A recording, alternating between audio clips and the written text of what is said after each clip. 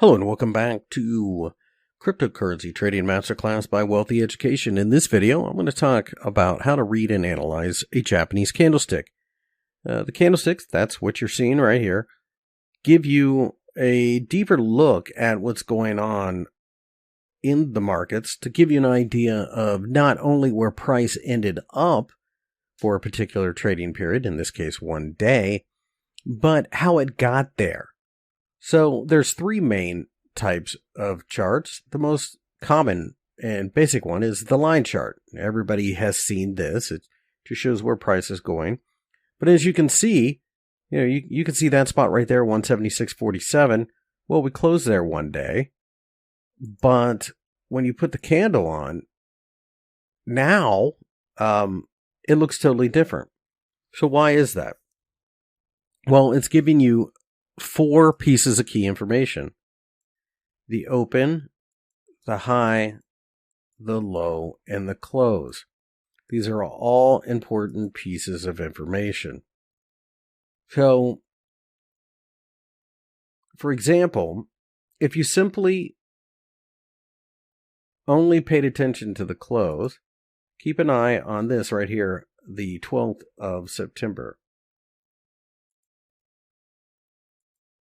So the 12th of September closed at 183.23. However, when we put the candlestick chart up, it's bigger. Now, why is that? Well, that goes back to that open, high, low, close. So a candlestick is built with a body. That's what this big part is. And wicks that come out from both sides. So, for example, you might have a candlestick that looks like this. They are a variation on the old standard bar charts that might look something more like this. So what you're doing as you read from left to right is you're finding the opening price and the close price. So this line here is the total range for the day. So that's what both of these are telling you. So in other words, you opened at this price, you closed at this price. So price rose during, in this case, a day. It could be an hour, 5 minutes. It doesn't really matter. It's whatever time frame you choose. So when you look at this candlestick chart, you can see that it comes in a couple different colors. It can be any color you want. You can change that if you want. But let's focus on the red ones for now.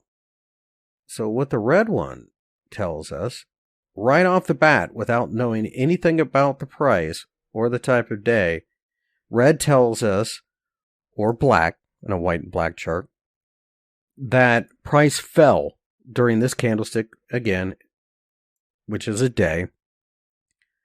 So you can already discern right away that the range, that's what the wicks are. This is your high, and that's your low. And this is simply the same thing as this. The real body is where we traded most of the day at. So think of it the same way you see these ticks going out on each side. And since it's lower, you know that the open had to be up here and the close had to be down here. Otherwise, it wouldn't be red. Just like if you had a candlestick like this,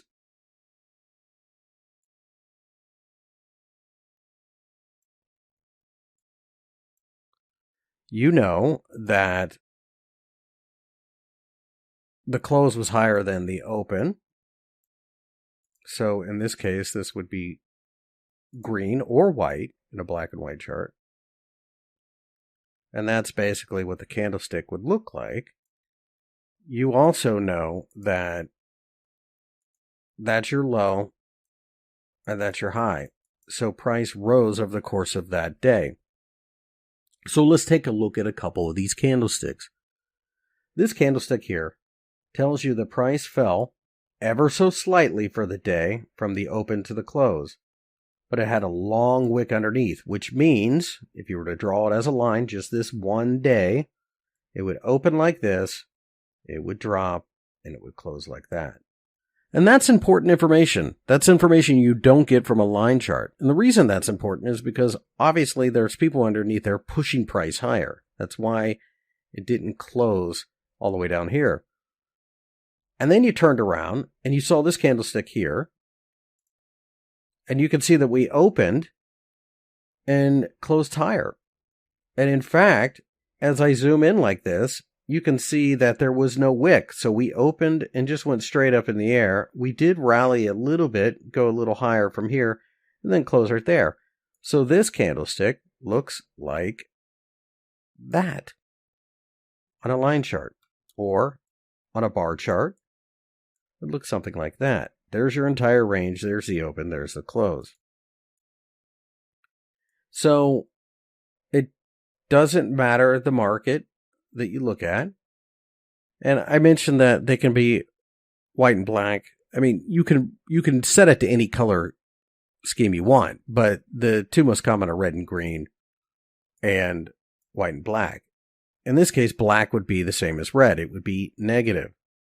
White would be the same thing as positive. So on this candlestick here, as an example, let's go ahead and draw this one out. You had a little bit of a wick, but you closed higher, and you pulled back just a little bit before you closed. So that's basically how the day went, bullish day. Just as this one here had just a tiny wick above, so it did try to go higher. Then it fell pretty significantly and closed like that. Real body matters. The longer the real body, the more conviction there is behind the move. And that's because they were willing to close higher, significantly higher than, say, they would on a candlestick like this. It was pretty quiet. The range is much shorter. Doesn't mean as much. But when you see something like this, a lot of times you'll see follow through. Look at this big, huge candle here in Ethereum against Tether. Rallied significantly, and we continue to go higher. And in fact, this looks very strong because we're seeing these big, long candlesticks. The size of the real body matters simply because in a candlestick like this, or better yet, even this one, we dipped a little bit, shot straight up, and closed almost at the absolute highs of the day. That means people were comfortable not only buying, but holding. Of course, the same thing can be said in a very bearish market. If you see a big sell-off, look at this big red candle here. Tried to rally, broke down, closed towards the bottom. It's no surprise that we continue to get a little bit lower from there. Now, there are a world of candlestick patterns out there that you can pay attention to, and we will go through some of the most important ones in this course from here on.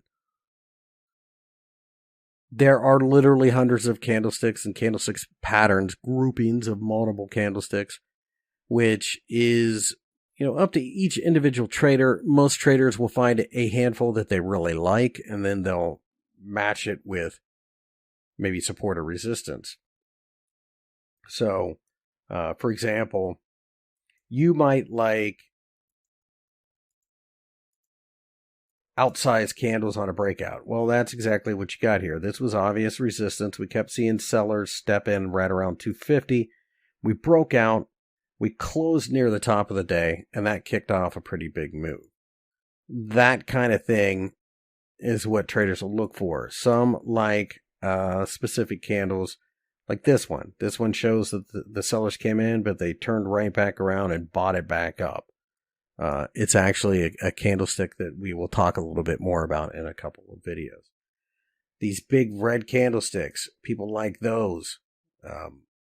Just like this big green candlestick that closed at almost the exact top. People like candlesticks that break out of Bollinger Bands. It's pretty much unlimited. This is where back testing comes into play as well. Part of it is psychology. Certain candlesticks, you are much more comfortable trading that pattern than others. But again, we'll take a look at some of the most important ones here in the next handful of videos, and then go from there.